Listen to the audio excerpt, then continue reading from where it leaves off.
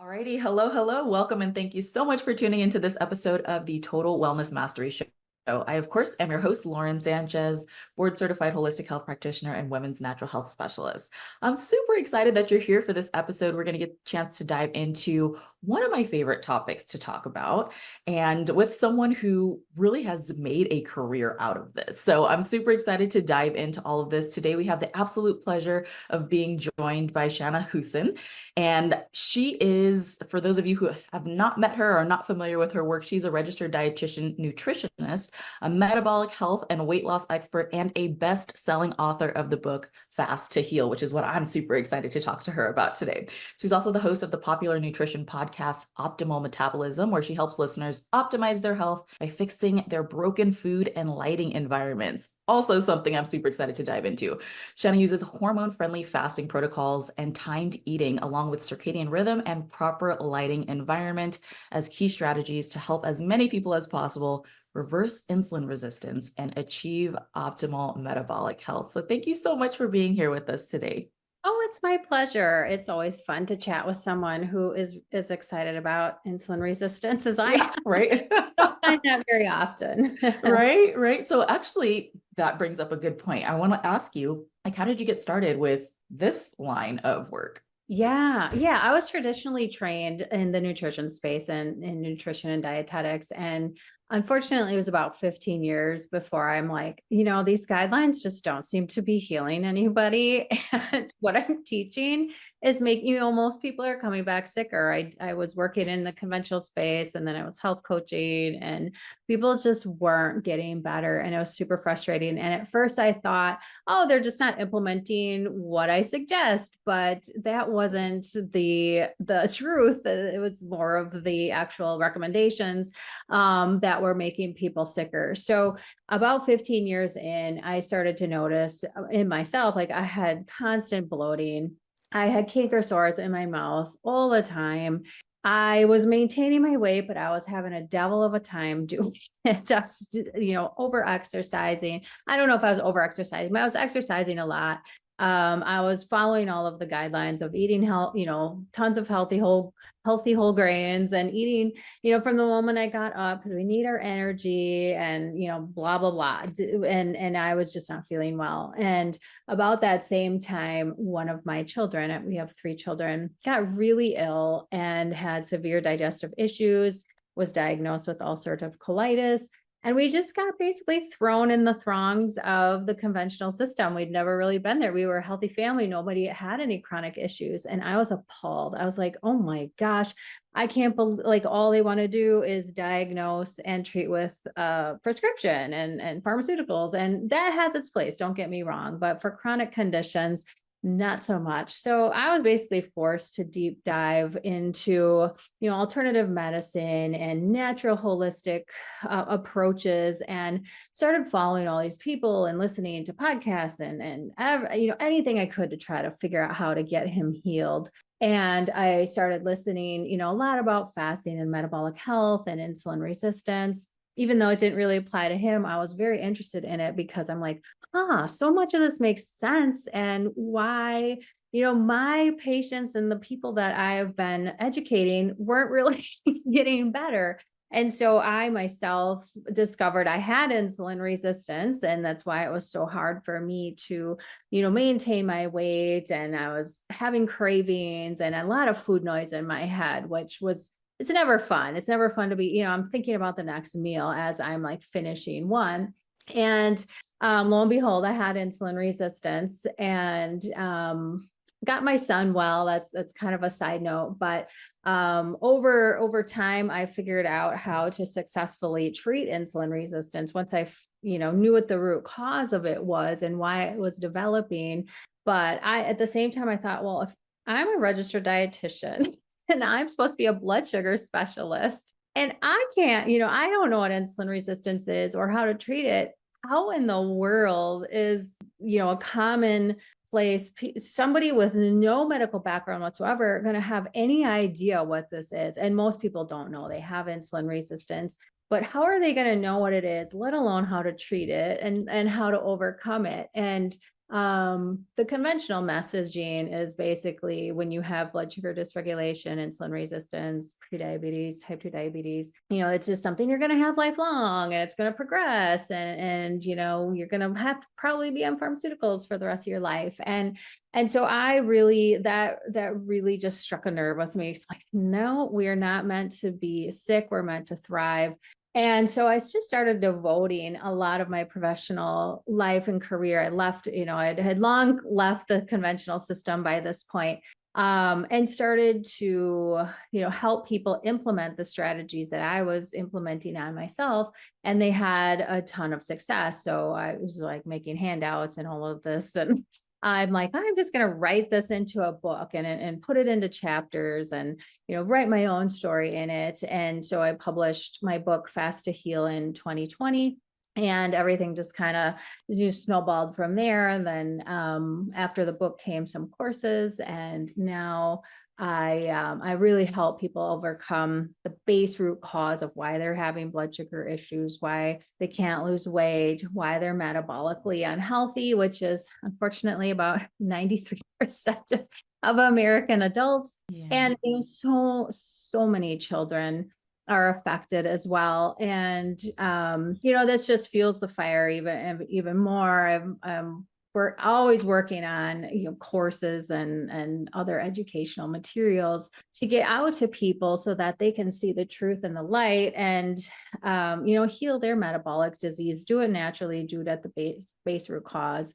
And so that's basically how I got where I am today. And, I just feel like if I can overcome it and implement these simple things, many of them, which are free, then, most people can do the same thing that I did. Yes, I love it. And I love, most of us that are in this natural health, alternative health space. I always take such issue with the phrase alternative health. I'm like, this was the way of doing things first. Then we had Western pharmacological interventions that came in after. But all that to say, it's so interesting. Most of us that are in this space had that kind of pain to purpose flow or path, if you will.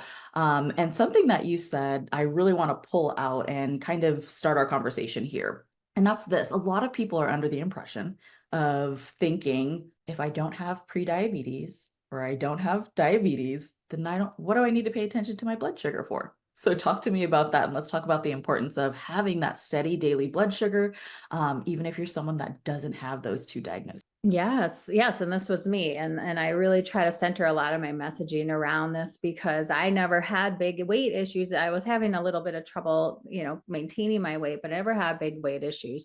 But I had insulin resistance and I never had blood sugar issues either. They never got to that point. So if you're to the point where you have severe blood sugar issues, metabolic issues and insulin resistance have been going on for a really long time. So it's not always weight related. And they're very hand in hand, right? Yes. Oh, for sure. Yeah. Because your body loves to maintain homeostasis, right? So it wants to keep a very level blood sugar, it wants a real tight, wants your blood sugar very well regulated, or you feel the effects of it. Yes. If your blood sugar goes way too high, you can go into a coma. If it goes too low, you can pass out. So, I mean, it really needs to be really tightly regulated. And that's why insulin resistance develops first. It's in response to the blood sugars going wonky, high, low, mainly high, and just like stimulating the pancreas all day. So the pancreas is stimulated when we eat, especially when we eat carbohydrates.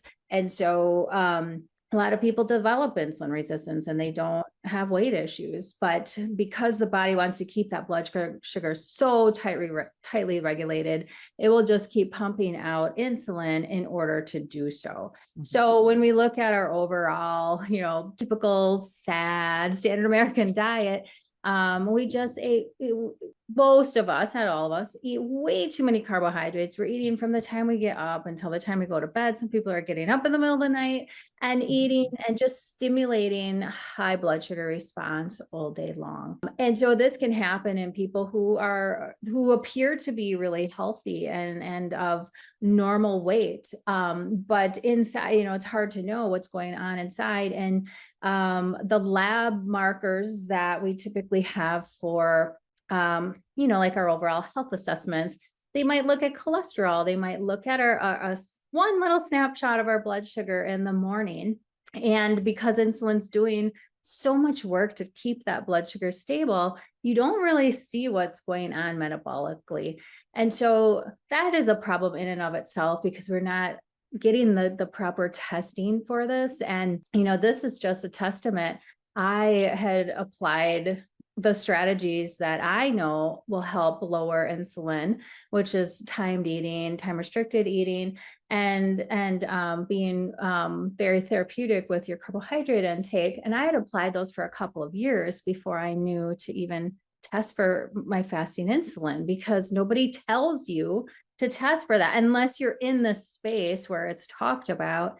And even if you do know to test for that, a lot of times you get a lot of backlash. Like, you might ask your doctor in the conventional space, can you test my fasting insulin? And they'll look at you blankly like, why do you need to do that? And we don't test for that. And why do you need to know that? And then if they do test it, they don't know how to interpret it. So so it can be a real big problem, and weight isn't always an issue. I mean, usually when you've had severe insulin resistance for a long time, and it's been kind of brewing and flying under the radar for a long time, when we have high insulin levels, it kind of blocks our ability to burn body fat and for your body to go and look for body fat stores.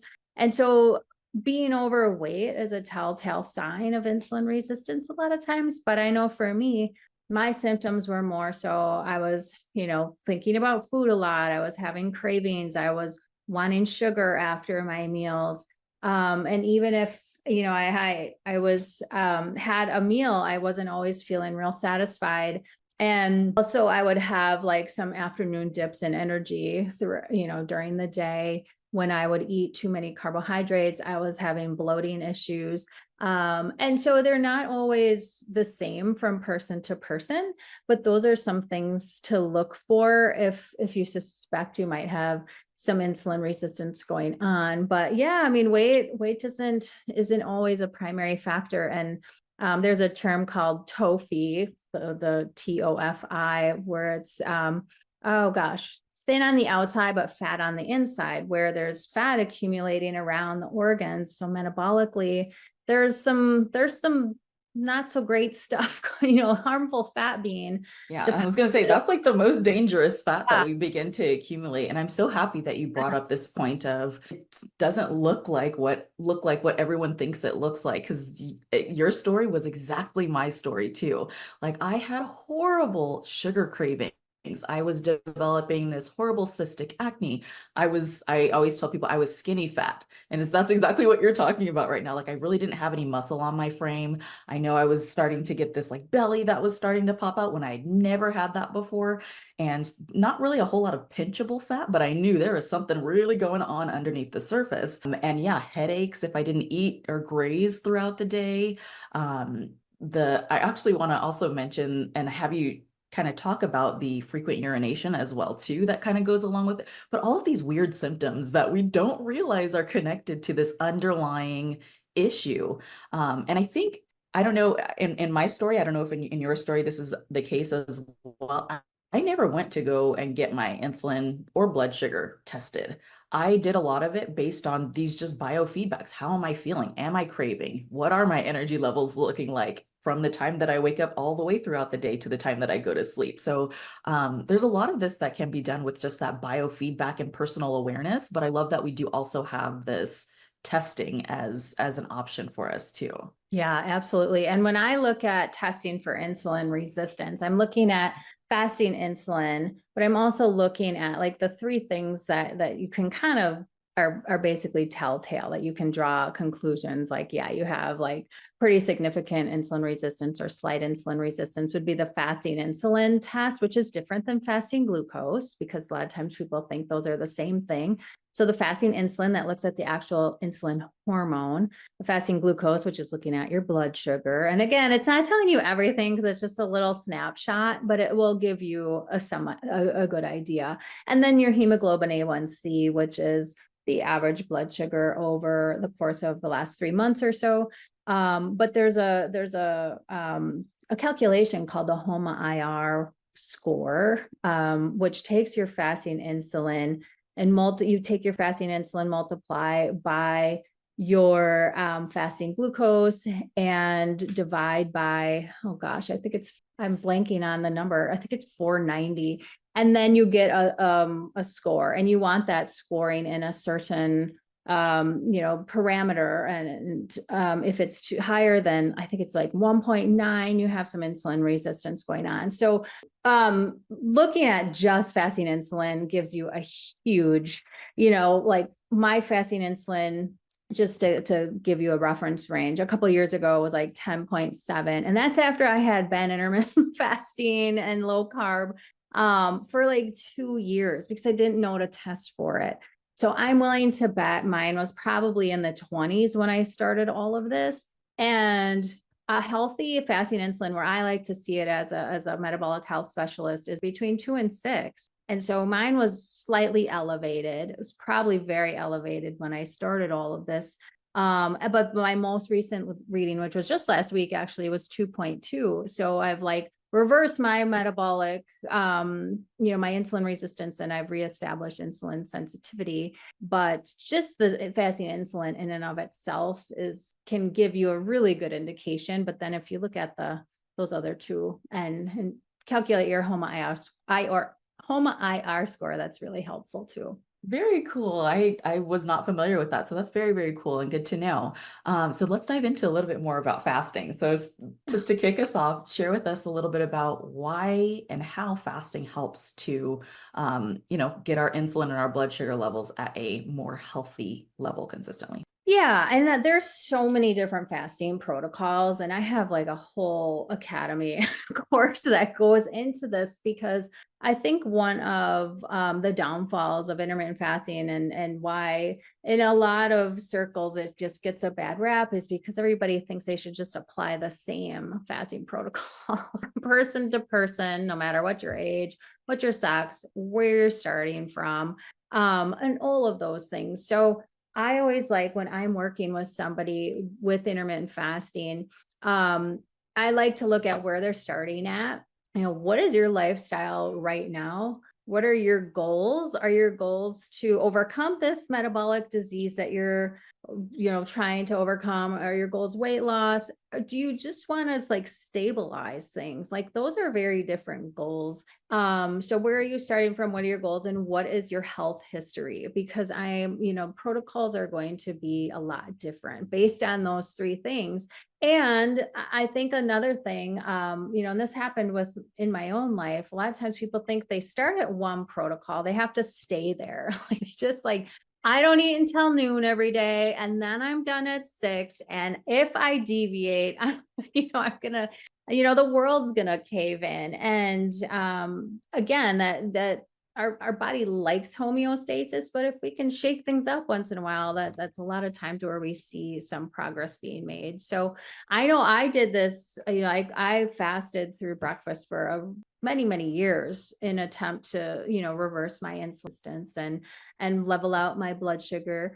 But it got me into trouble because I did the same thing over and over too. And so you do have to be careful, but yeah, fasting is very helpful with regulating blood sugar and blood sugar stability, because that's really what I hone in on in my courses and my education, is just stabilizing the blood sugar, because the insulin is always in response to the blood sugar, right? So people need to understand that, like, what insulin even is, what is it doing? Why do I care about it? It's in response to your blood sugar. So if it's the mechanism that helps the blood sugar, the glucose, get into the cell and actually use it for energy. It's like you've probably heard, it's like a lock and key kind of thing. So if you have high levels of blood sugar all the time, that's when we need to just overproduce insulin all the time. And that's how insulin resistance starts to develop. We're just overstimulating the pancreas. We have high blood sugars, and then the cells become kind of insensitive to that whole dynamic of insulin and blood sugar. And then all of a sudden we have, high levels of insulin hanging out in the body. And again, insulin we need, we would die without it if that's type 1 diabetes, when you have to, inject and exogenous insulin. But we don't want to have high levels all the time either. So it's just like any hormone. It's like the Goldilocks effect. You want to have the right amounts at the right time. But if we're overstimulating our pancreas and always having high blood sugars, that becomes problematic and our cells become resistant. And then we get metabolic inflexibility. Our body kind of like forgets how to burn carbohydrates. It can become overstuffed with energy. We have all this energy stuffed all over the place because we're eating too much and too much of ultra processed foods or too many carbohydrate, sugar, whatever, what have you. And then all of a sudden we become insulin resistant. And that's a problem because, again, we're not utilizing, it's kind of like our metabolic machinery gets broken. We're just not utilizing carbohydrates well at all. We're not able to burn fat. And when insulin levels are high, it kind of just, like I mentioned before, it shuts off that fat burning mechanism. And you are, just not burning fuel well is an easy way to explain insulin resistance. So if you're not burning fuel well, you struggle with your weight. Like you said, you have cravings because even though you're eating, your body's not utilizing the energy. And so it's just this miscommunication like between the brain and the cells, and the energy's there, but you're not accessing it. So you just want to keep eating. And so it's just brain fog, skin issues, so many problems arise from it. So that's kind of how it develops and why it can be so problematic. Yes. Okay. So fasting specifically, like why does fasting help with the insulin and blood sugar? Yeah. Sorry, I kind of got off there. No, that's okay. That was perfect though, because I did want to ask you, like, can you explain for listeners what insulin resistance is and how we kind of get ourselves there? So you answered that. We're good. Yeah. Fasting is definitely the most potent strategy to lower insulin because you're not eating, you're not bringing in energy. And so it just gives your body a break. It gives your body a break and lets that insulin level that's been high because you've been eating and you've been stimulating the pancreas. It just gives it a time to come down. And so fasting is definitely the most potent. So the two therapies that work the best with reversing insulin resistance are fasting protocols and then limiting carbohydrates, at least for a time. And I don't want to demonize carbohydrates. That's not the goal here. But like I said, your machinery is kind of broken. And so we need to limit them for a time and just basically let your body burn out what is there, what is lodged. We have glycogen stores, which are the storage form of carbohydrate all over our body and our muscles. I like to think of them as like little buckets that like hold energy. And if you're eating all the time, you have high insulin, those buckets are always full, right? So they're finite. They don't just expanding. You can only store so much energy. And so if you're always eating and in high blood sugar, high insulin, those buckets are full. There's nowhere for that energy to go. And so that's where the body starts like stuffing it in adipose tissue. Your fat cells get bigger. It stuffs it around the organs. We develop fatty liver. And so people think fatty liver is because of fat. It's not. It's usually. Yes, that's a huge shift for people. I talk about that all the time. Yes, it's usually carbohydrates and sugar, and your body's just needing to stuff all this energy somewhere. And so what fasting does is it allows you to just burn that out. It's like if you're overweight, right, you have enough, you have energy. You have energy stores on you. Yeah. It's like insulin resistance is an access issue. So if we can teach the body to lower the insulin levels over time with fasting protocols, it'll naturally start burning out what is already there. And there's so many other benefits of fasting, but that's how fasting will help to lower the insulin in and of them. Yeah, it's so good. I'm so happy you brought up the fatty liver part of the conversation. I had a woman and she was so upset. She wasn't upset at me, but she was kind of getting it out at me. She's like, I went to go see my doctor and he told me that I had fatty liver disease and I told him I never drink and da, da, da, da. And I was like, love, I believe you. And I understand. I completely understand like the frustration. However, it's not just about the alcohol consumption. It's so much more. And if we think about it too, it's like, yes, the alcohol consumption, but what's like the commonality between like alcohol and the carbohydrates? It's the sugar. So it makes total sense why that liver starts to accumulate that fat around it and then starts weighing it down with the work that it's able to do and all of that fun stuff. But yes, that's like a huge thing that I share about a lot right now. If we want to get rid of that, like bring your carbs down, bring the fasting protocols in, eat more fiber to help the liver. I would say ask the body to produce more of that good cholesterol and scrub away, the bad stuff that's sitting there. So, so good. So now I want to ask you and talk about the fasting protocols themselves. Like where, if someone is, maybe it's not their first time hearing about fasting, but maybe they are actually interested in trying it for themselves based on this conversation now. Where do they get started? How do they start? Yeah, how I always start my students always is just time restricted eating. And there's a little bit of a difference between time restricted eating and intermittent fasting, where time restricted eating is basically when you're just eating meals. You just eat meals to start with. And so whether that's 2 meals or 3 meals, like if we can get somebody from eating 8 to 10 times a day down to 3 meals in a day and, work on the meals themselves and stop the snacking madness and stop the eating at night. That's where I start people, is just getting them down to 3 meals that are well-rounded and protein centered. And then, trying to go at least 3 to 4 hours prior to bed without eating, because if you can do that much, you're going to be so far ahead of most people. And if you can understand, like one of the most detrimental things with insulin resistance and metabolic disease is eating at night. So if you can cut it off after dinner, even if it takes you a couple of weeks or a month to do so, that's step number one. And then from there, it really kind of depends on your health history and again those goals that we're aiming for. So some people can scale back to maybe only 14 to 16 hours of fasting and implement 2 to 3 meals and see some really good results from that. Like if they don't have a lot of weight to lose, they haven't been insulin resistant for a really long time, a lot of times that's enough. But then you have somebody who's been type 2 diabetic for a really long time, and they have a high level of insulin resistance and a ton of energy to burn out.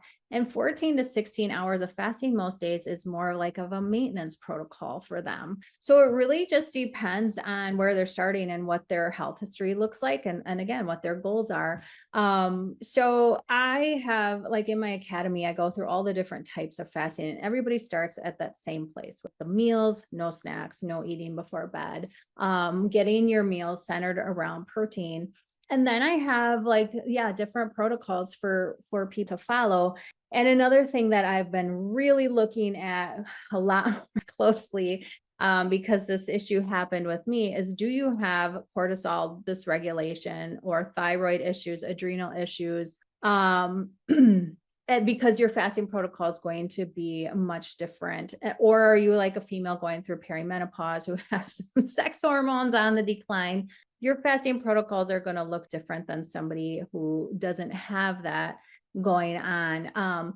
But yeah, then I like to differentiate between, what I would consider more like an everyday maintenance, intermittent fasting protocol of, like I mentioned, like anywhere from maybe 14 to 18 hours of fasting into the more therapeutic zones. And the therapeutic zones are what I consider a couple of like 24-hour fasts a week, maybe one overnight fast. I don't like to do too much fasting with the students that I work with. Number one, they get intimidated by it.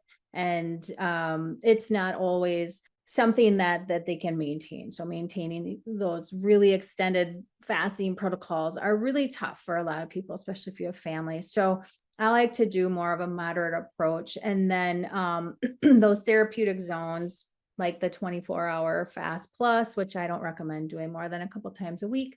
Those are what can really help to burn out those extra stores over time. And when I have somebody fasting in like the therapeutic zones that I mentioned, I don't like them to be there for more than like 3 to 6 months. Like get the disease, like hit it hard, get the disease process, reverse, and then go back to more of a maintenance approach. And so that's kind of where it's hard to say like do this protocol if you have this disease, because everybody is very different. But I will say again, going back to like the adrenal, cortisol, thyroid issues, I have found in with working with lots and lots of students, an earlier eating window to be a lot more therapeutic and a lot more helpful than fasting all day and then having one, a bigger bolus of food at night.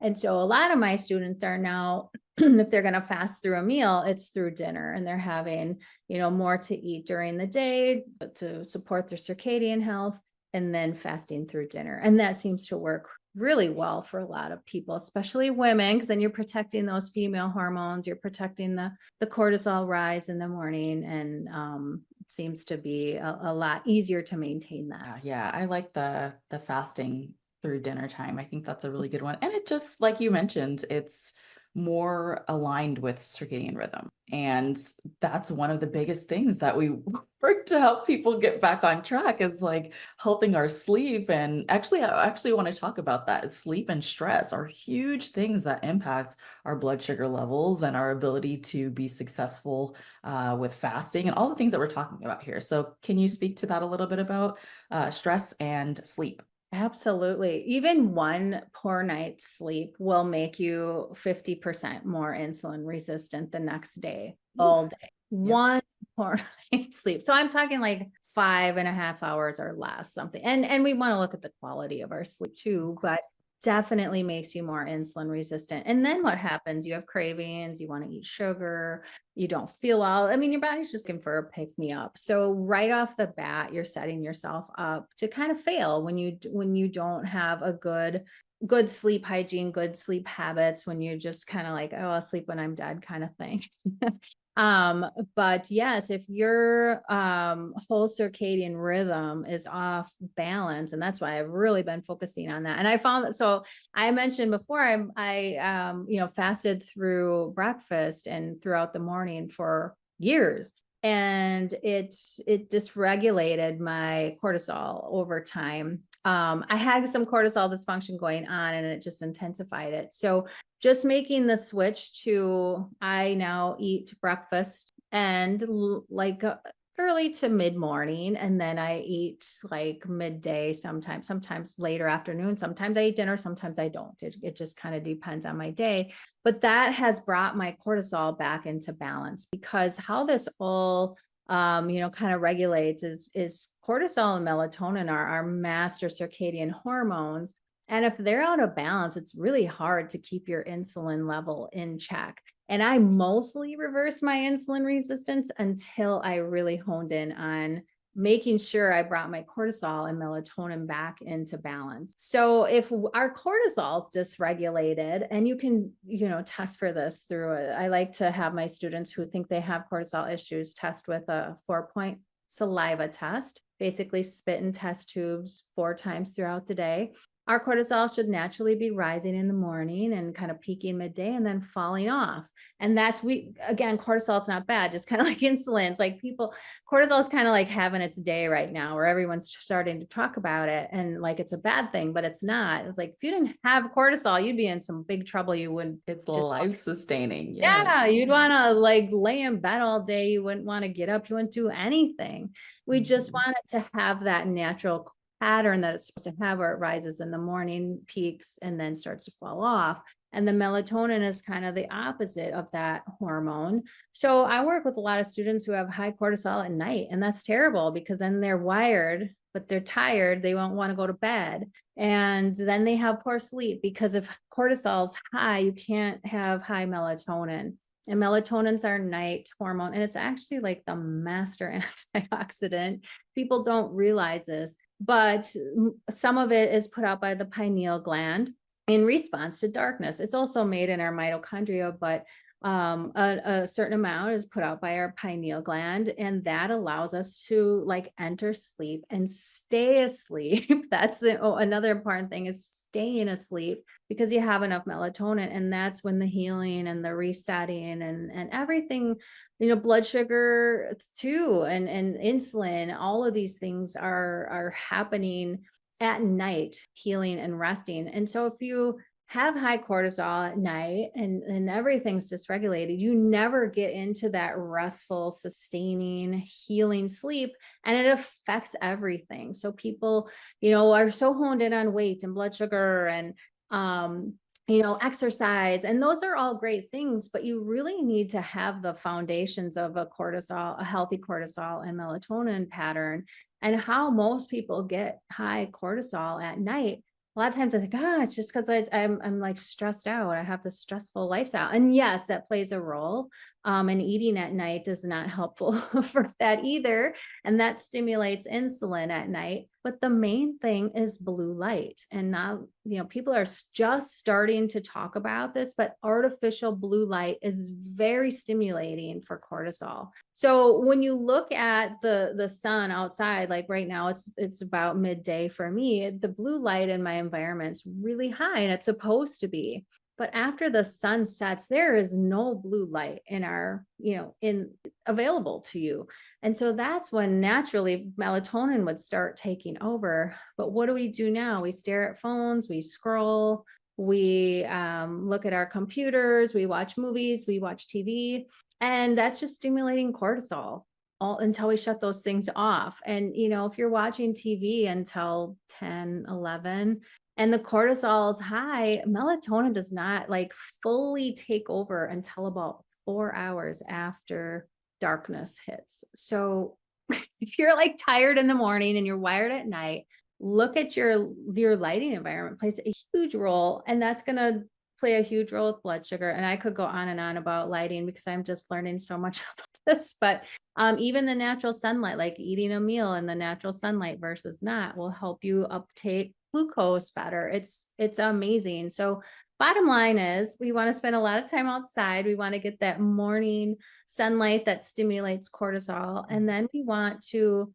like let darkness take over. And there's a simple fix for this. A lot of time, I talk about this. People are like, okay, so I'm just supposed to like do nothing at, 7:30 when it gets dark, in the winter months, it's dark at 5 o'clock where I live. But no, there is an easy fix, and that's wearing blue light blocking glasses, which sound kind of crazy but they really will do a lot for your sleep. And if you're well rested and you get the deep sleep, the REM sleep that you need, that's so important for blood sugar regulation. So I actually just put all of some new lessons into my academy about lighting environment because it plays a huge role. And most people, if they have cortisol issues, if it's too low. So my issue with cortisol was that it had flatlined.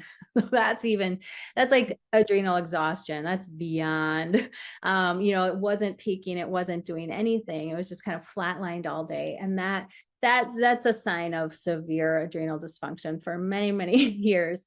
And so the fix for me was to watch sunrises, go for morning walks without glasses or sunglasses, and really just be outside a ton, sit on the ground. It sounds woo woo and crazy, but oh my gosh, within a couple of months, I brought my cortisol pattern back into balance. So, that's kind of a tangent off. No, it was so good though. It's so important to regulate those hormones so that your insulin can stay regulated. Yeah, and I love having these conversations too, because a lot of times I think as humans we want taking care of these bodies to be a little bit more complex than it actually is. Yes. Like just getting sunlight and fresh air and grounding, these things make a huge impact. And I think a lot of people that I speak to have maybe even a little resistance to doing these little tiny things for themselves because they're like, there's no way this would make that big of a difference for me. But if you start to trust the process and start putting these little things in place for yourself and just natural, simple, a lot of times free things that you can do for yourself, the world of a difference that it can make for you is incredible. So I'm so happy that you were able to share that. Is there anything else you want to share with us about lighting environments? Yeah, well, and I just want to reiterate, like I had a lot of adrenal issues for a long time. And in my head, I thought it was food and it was stress. Like, if I just get my food taken care of and my nutrition dialed in and I control my stress, well, we can't. So I've had before, like my mom died, my dad like had all these health issues. We just moved him to assisted living. I've moved multiple, it's just like one thing after another. And I reversed my adrenal dysfunction during the most stressful time of my life. So yes, and the main thing that because I had dialed my nutrition in for years, right? I mean, I'm like, what else can I do? And I don't know what else to do. And I did this without supplements or medications too. I always like to tell people that. But yeah, the lighting environment plays a huge role. And I find I also had like eye twitching going on. All like when I would get high stretched, my left eye would start to twitch. And then I had like a pain in my flank that started. My mom was in hospice for like a month, and that kind of when everything really started to snowball on me.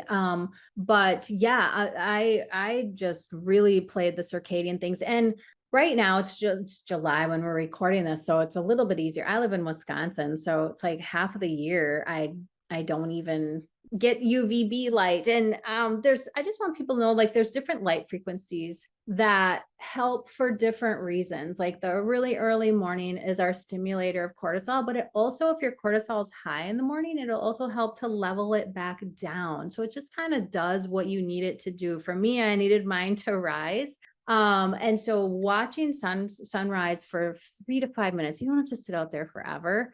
And then there's another light frequency about 1 to 3 hours after sunrise called UVA rise. And that is super important if you can get out during that time period. It's like a 2 hour period. That's when I like to take my walks. That is when that light hitting us, the sensors in the eye, the sensors on the skin, that is where dopamine and serotonin are triggered if you're outside. And that is so important because that's important for mental health. And I'm glad you asked me to kind of come back to this, because that serotonin coming, making it full circle for sleep, the serotonin later is converted to melatonin. If you've been outside and you've had that sun exposure, and so then the melatonin can help you to fall asleep and stay asleep later in the day. So really, good sleep starts right when you get up. It's not like, I used to think, if I just have this bedtime routine, but no, it like starts right when you get up in the morning and carries on throughout the day. And so a lot of times people think, well, okay, well, because I work at home and I like work outside whenever I'm not on camera, and I sit, my feet in the grass and everything. But a lot of people don't. And I get that. So even just going out for light breaks here and there, whenever you can, like go outside for lunch, sit outside if you can, go touch a tree. It sounds kind of crazy, but go touch a tree here and there. If you can't, like, take your shoes off. And there's roll down your window when you drive your kids to school and let the light come in, because the most windows block almost all UV light, and there's just little things that you can do that make a huge difference. But yeah, I always thought it was nutrition and stress, and it was just more recently that I really honed in on the circadian stuff, and it is huge. And people think you're crazy. I mean, I put my glasses on at night and my husband still thinks I'm loony, but I don't, I want to sleep. And it works for me. And the one last thing is, if you're in front of a computer like all day and you think, you have more sensitive, you have adrenal, dysregulation, or you have some stuff going on, you can wear daytime blue light blocking glasses, which you don't want to block blue light completely during the day, then you get sleepy. And but there's yellow toned ones that you can wear. And it also helps with what's called flicker with like fluorescent lighting and screens. They flicker really, really, really fast. Like you can't catch it with the human eye unless you like push your phone, take a movie and put it on slow-mo, and you will see the flicker. That's very, very, very stimulating to the nervous system. And so a lot of the overcoming adrenal issues is just regulating the nervous system. And so sometimes wearing those glasses even during the day, if I'm not able to work outside, I'll pop my yellow toned ones on at least part of the day, and that helps to just decrease the amount of blue light that you're staring at and that flicker, and it just helps to to calm the nervous system down. And all of the signs I was talking about, like the eye twitching and the flank hurting and the just like, the blood sugar stimulation, it's all like tied into the nervous system and the cortisol. And really, cortisol or adrenal issues are not that your adrenal gland is faulty. What's faulty is the communication on the HPA axis from the brain to the adrenal gland. So that's really important to know too. It's like not like, oh, I just have this faulty adrenal gland. It's the messaging from the brain. And what helps that is our lighting environment, cleaning that up. So good. Like the sun has such a beautiful relationship with our health. Of course, we can overdo it, absolutely, with spending Right. too much time out there. Yeah. But I feel like most of us nowadays have the opposite issue than we had in like the 70s, where we spent too much time outside of the sunlight. Yeah. And that I love that you brought up the serotonin and dopamine connection as well too, because in the morning time, like the serotonin and the dopamine being produced by us being in that sunlight, or being better produced by us being in that sunlight, that's our get up and go, like our chemical get up and go in the morning. Serotonin's your feel good, or one of your feel good neurotransmitters that helps you feel happy and relax. And dopamine is your let's get up and go, your motivation, your drive neurotransmitters, some of the roles that each of these play. And so it's just this beautiful kind of alignment with the way that we want to live our life anyway, right? Is we have this day that's full of energy and drive and fulfillment and productivity. And then at nighttime, we're able to disconnect and relax and go into that restful sleep and start that cycle over again. And so I think that was a really important thing to point out as well. I want to bring us back now, the conversation, before we conclude here, bring the conversation back to fasting and talk about what are some of the myths, misconceptions, or mistakes that you see people making with fasting protocols? Yeah, there are several, I would say, but one I mentioned earlier is just doing the wrong fasting protocol for where you're at. And like we just talked about cortisol dysregulation and adrenal health. So if you have severe cortisol issues and you throw yourself into, I'm only going to eat at 4 o'clock every single day, that is not the right fasting protocol for you. And so a lot of times somebody implements the wrong fasting protocol and they say, oh, this makes me feel worse. This doesn't work for me.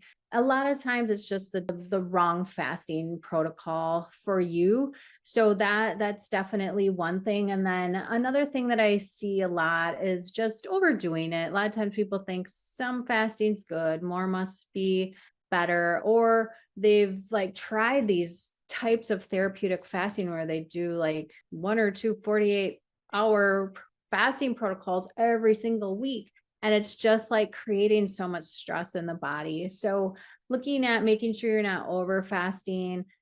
There's so many benefits to fasting, but just making sure you're getting the right protocol for you. And then another thing that I think a lot of times people, depending on who they've listened to or what they've read, sometimes people think they can just eat whatever they want if they've fasted a certain amount of time, and it's not going to be this, it's not going to matter. And definitely nutrition matters a huge amount because like we said, it all comes back to blood sugar regulation. And if you can, so what I teach my students is like right off the bat, if you can get that first meal, high in protein, get some fat in it, get some fiber in it, some whole food, and get your blood sugar stabilized right away, you're going to have a much easier time than somebody who eats something that is ultra processed or real high in carbs and skyrockets their blood sugar. And then they're just on this roller coaster all day. So getting that first meal